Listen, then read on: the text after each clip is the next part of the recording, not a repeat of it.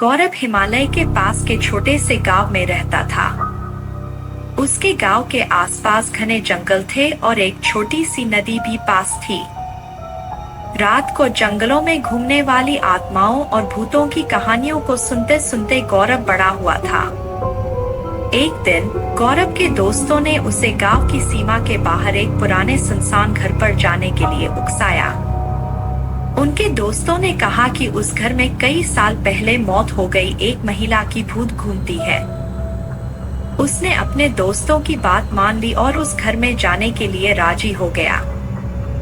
जब गौरव घर के पास पहुंचा, तब उसे बहुत ठंड लग रही थी। घर बिखरा हुआ था, जिसमें टूटे हुए खिड़कियां थी और एक दरवाजा था जो खोलने पर जोर से आवाज करता था। गौरव सावधानी से दरवाजा खोला और घर में दाखिल हुआ। घर के अंदर का माहौल बाहर के जैसा भयानक था। छत से जाले लटक रहे थे और हर कदम पर कुछ न कुछ सामान बिखरा पड़ा था। अचानक गौरव को ऊपर एक आवाज सुनाई दी। उसे लगा कि आसपास कोई चल रहा है। गौरव हिम्मत करके ऊपर गया और देखा लंबी बाल वाली एक औरत सफेद साड़ी में उसके तरफ आ रही है। गौरव डर कर भागने की कोशिश कर रहा था कि उस औरत की आत्मा ने उसका एक हाथ पकड़ लिया और गौरव से विनती करने लगा कि मेरी मदद करो।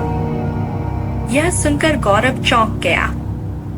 उस औरत ने कहा कि वह घरेलू हिंसा का शिकार हुई है और उसके पति ने उसकी हत्या करके इसी जंगल में दफना दिया है और तब से उसकी आत्मा इस घर में कैद हो गई है। यह सुनकर गौरव ने उस आत्मा की मदद करने का सोचा और उससे वादा किया कि वह उसे मुक्ति दिलाकर कर रहेगा। गौरव अपने दोस्तों की मदद से उस आत्मा की शरीर को ढूंढता है, जो कि उसे एक पेड़ के नीचे मिलता है। फिर गौरव पुलिस को ये सूचना देता है और पुलिस उस आत्मा के पति को गिरफ्तार करता है और कोर्ट उसे आजीवन कारावास की सजा सुनाता है। गौरव एक पंडित को लेकर उस घर में जाता है और पूजा पाठ करवाता है। इससे उस आत्मा को उस घर से मुक्ति मिल जाती है और वह गौरव का धन्यवाद करती है।